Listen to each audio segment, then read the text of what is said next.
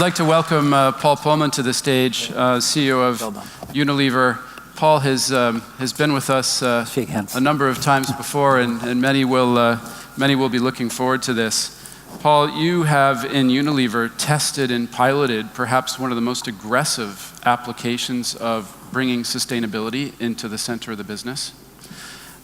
You are doing a tremendous amount to try to bring new leaders on board, to try to roll out value chains in parts of the world where people can certainly benefit. And in the last year, you've also experienced a little bit of that tension that we've been talking about as well. You know, the primary focus on shareholder value before all else in some quarters versus the work that you've been trying to do to build a new growth model, as it were. Just curious to hear your reflections on those experiences to start off. Well, start with those experiences. I think the rational argument would favor the longer term. People know that if you run a company and you're in Norway, in the longer term capital intensive businesses, you might have a 10-15 year payback. In our business, to put a factory up, it's a 5-year payback. If you want to, investing in people might be a 15-year payback. So there is clear evidence that companies that continue to invest for the longer term do better. The issues that you've talked about this morning on the panel and now, the issues of poverty, of climate change, of youth unemployment and other things, require longer term investments as well. And unfortunately, this is happening at the same time as the financial market, for very different reasons, is getting increasingly shorter term. So there's a definite tension.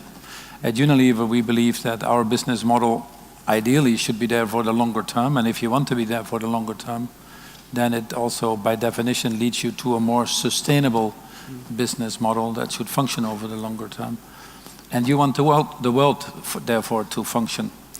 What has happened since the financial crisis, if you keep it very simple, is we've put so much money in the global economy.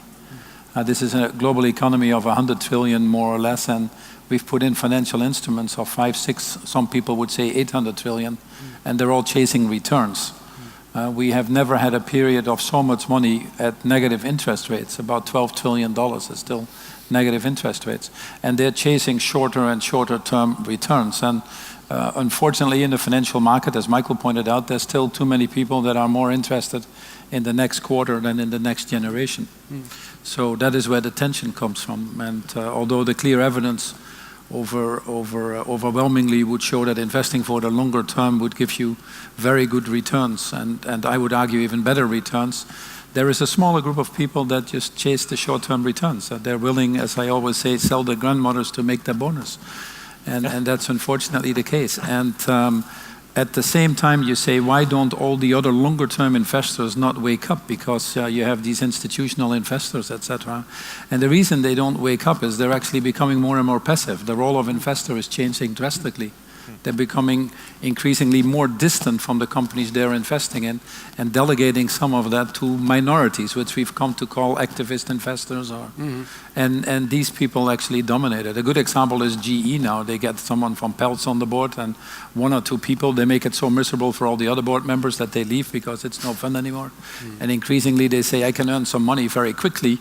Usually they've shortened the stock or manipulated, and in and out they are. And breaking up an institution, and I'm not saying this is the right or wrong thing for this company, but breaking up an institution that has been around for a long time. So that is what we're trying to fight for. But you have to be, you can be principled, but you have to also be practical. So this tension between the short and long term is an enormous tension for businesses. And if you look at the statistics, most boards, most CEOs will complain and actually act increasingly shorter term. So what we're trying to do is change these boundaries. Because if you want to get people to behave differently, you have to work very hard to provide more space. Hence, one of the initiatives we've created is focusing the capital markets on the longer term, which is a separate story where we deal with asset owners, asset managers, asset creators like ourselves to really see if we can change these boundaries. And a letter from Larry Fink from BlackRock, the latest letter from Vanguard are some of the examples coming out of this. But it's a long time job because the regulatory environment or governments, for example, are obviously worried in terms of intervening too much in the financial market. My final comment would be because of the uncertainties in the world, which are obviously increasing, you don't know if the atomic bomb goes off in North Korea type comments, the future cash flows of companies that have a compounded long-term successful business model get discounted too much. And that also has changed the dynamics of the financial market. Then with money having no value anymore, people can easily leverage up. So this company that came to us, which was an aborted attempt, I still don't sometimes understand it rationally. But anyway, they went away after a day and a half, so I don't know how my shareholders would have voted or how this would have ended, but I couldn't take the risk. But you know, they were trying to leverage up our balance sheet 7 times. And in the end, I looked at this and I figured, hey, we're basically they're buying us with our money. And for a Dutchman, that's very difficult. And my CFO is my CFO is Scottish, so we both didn't quite get that part of it. So, thank you. I mean, one of the things that we're so curious about as we talk about this purpose that Veronica introduced us to this morning around reinventing the way that we grow is, can businesses like yours get access to the patience that's required to try some of the things that you're actually trying in other parts of the world on a smaller scale, right? Yeah. And I'm just curious, as as a former banker, who's also, it seems you've sat on most sides of the table actually, right? Sitting on the policy side and now also trying all these new things. When you listen to this story and you think about that patience. I'll tell you, it's very, very interesting. One story and then the response. One of the companies we've invested in is the first company in the world to provide insurance for people diagnosed with HIV. Okay. And it's basically using digital technologies to have perpetual underwriting. So instead, it's constant care. And if you stay on the right cocktail of antiretroviral medication, you become insurable.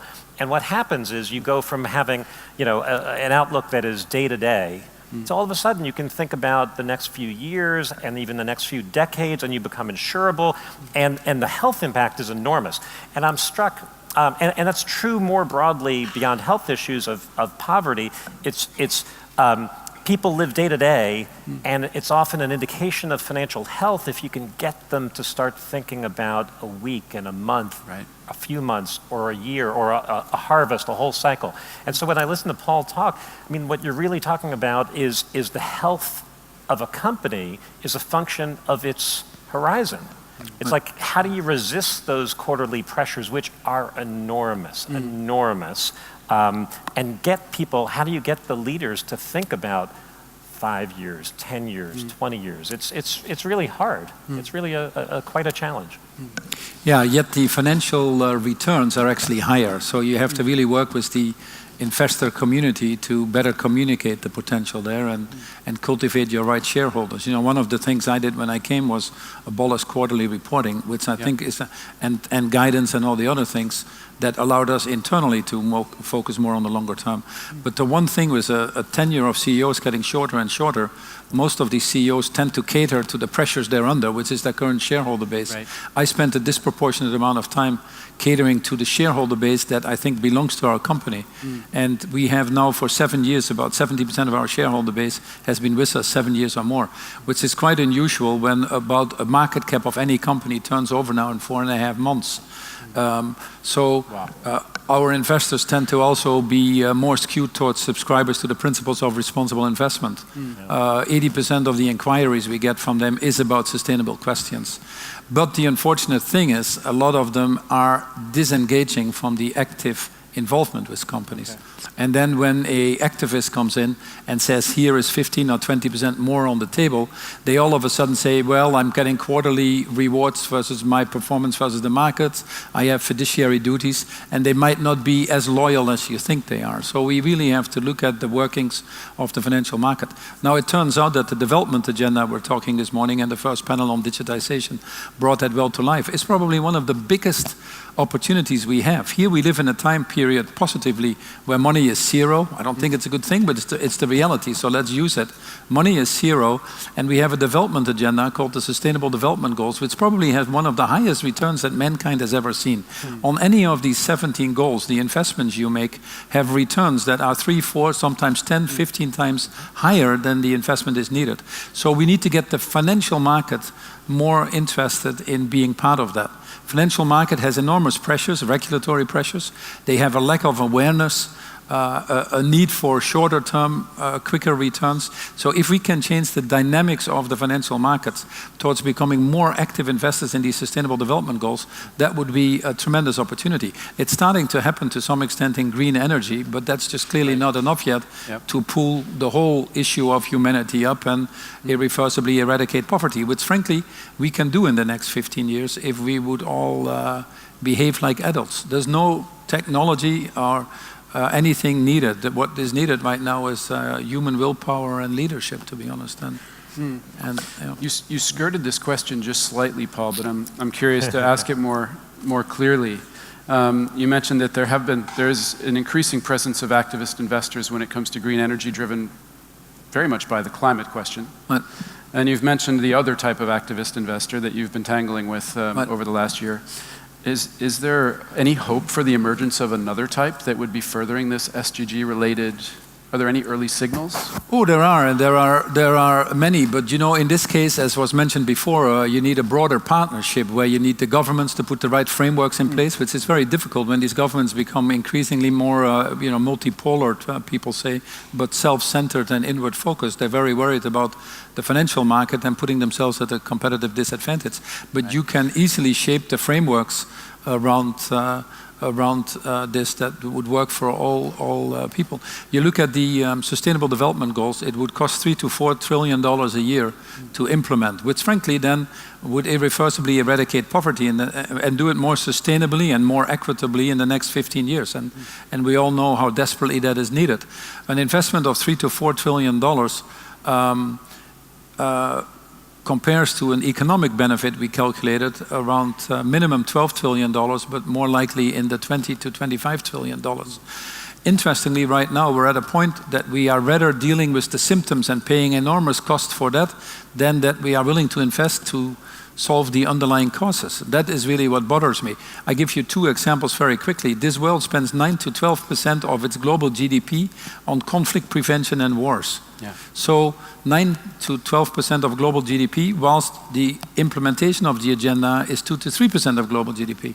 Just the cost of climate change alone, if you take goal number 13, is $5.3 trillion according to the IMF, and actually the numbers are going up. I just come from Bonn yesterday. We were negotiating the COP23, and which is a very crucial moment for ranking up the ambitions. Otherwise, we are well off path, to be honest. But we are willing to spend over $200 billion already on the disasters in Florida and Texas, but we're not willing to put together with all the countries in the world $100 billion in the Green Climate Fund. I mean, it's just mind-boggling to me, and that is again one of these stumbling blocks. So if we don't start to behave like adults for the interest of the greater good, we're not going to make it in that respect. What about you, Michael, with a follow-up on that activist piece, and perhaps any recommendations that you might have to other leaders like Paul who are trying to further this? You know, it's very challenging. So I worked at the SEC for a couple of years, and I do think the capital markets, Wall Street is unrelenting, and the pressures are enormous, and we were talking about it before. It used to be traders, and now some of the technology allows you to make trades in milliseconds, and it is so, the short-term pressures have only grown. I do think leadership is key, and I do think the Paul Polmans of the world, the Ajay Bangas of the world are really, but also Jeff Bezos, the people who are taking a longer term view and having some market success with that long-term view, I think will inspire many others. I also think it's got to be consumer demand-driven as well. People have to choose to want to work with these companies, and I think that is happening. So I'm optimistic on that front. I don't really think regulators are going to be the source of change here. I think it's going to be leadership within companies and consumers. It's not really going to be the investors or the regulators. Okay. Regulators are powerful when it comes to financial inclusion, and I can describe that, but on this short-termism, I don't really see them playing the role. I wish it were the case. No, and I mean, it's not that simple an answer.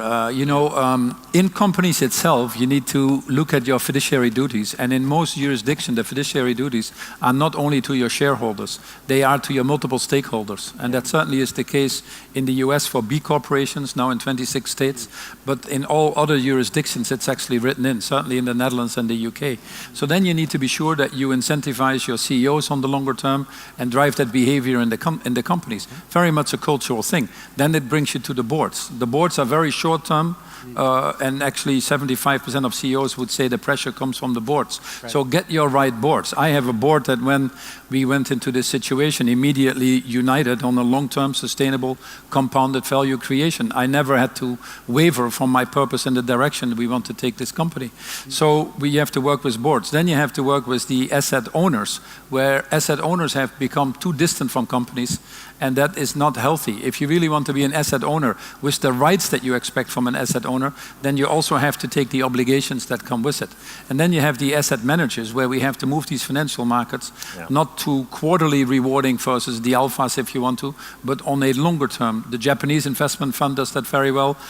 Singapore does that very well. So there is a movement that is starting to happen there. And then you do need the regulatory environment that really says what your fiduciary duties are, that probably helps financial institutions channel more money to the longer term, because they would actually argue many of the legislations go in the wrong direction.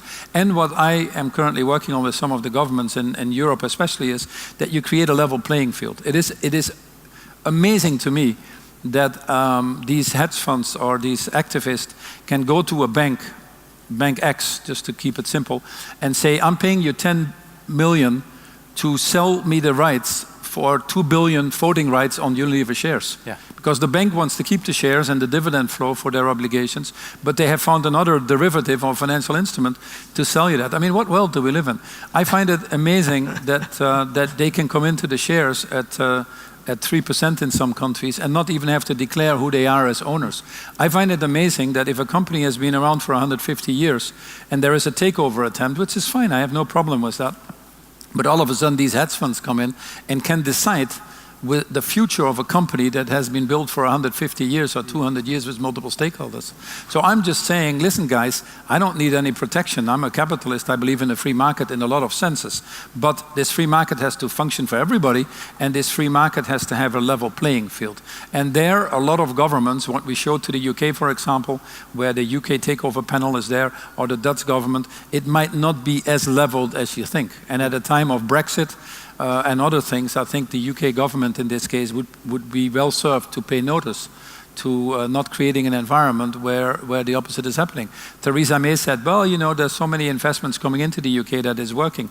I said, it's interesting, but you need to do your homework, because most of the investments that are coming in are companies that have been bought and they're leaving. And so that's why you see R&D going down in the UK, that's why you see unemployment going up, and it's starting to come into these numbers. More companies have been sold in the UK now to foreign companies than at any time since the 90s. So you might want that. You might say that's the free market we want to live in, but I don't think that's so healthy. And frankly, if you look at some of the studies that are out there, including academic, or McKinsey put out a study recently, that all this activist activity is not really value creation. What you saw in our case was a pure example of value transfer, or I would argue value destruction. And there's just a simple question that we have to all ask ourselves here. Are we here in this world to make it function for the billions of people that we serve, or are we here in the world to just work for a few billionaires? And I'll let you answer that question. Thank you. That's great.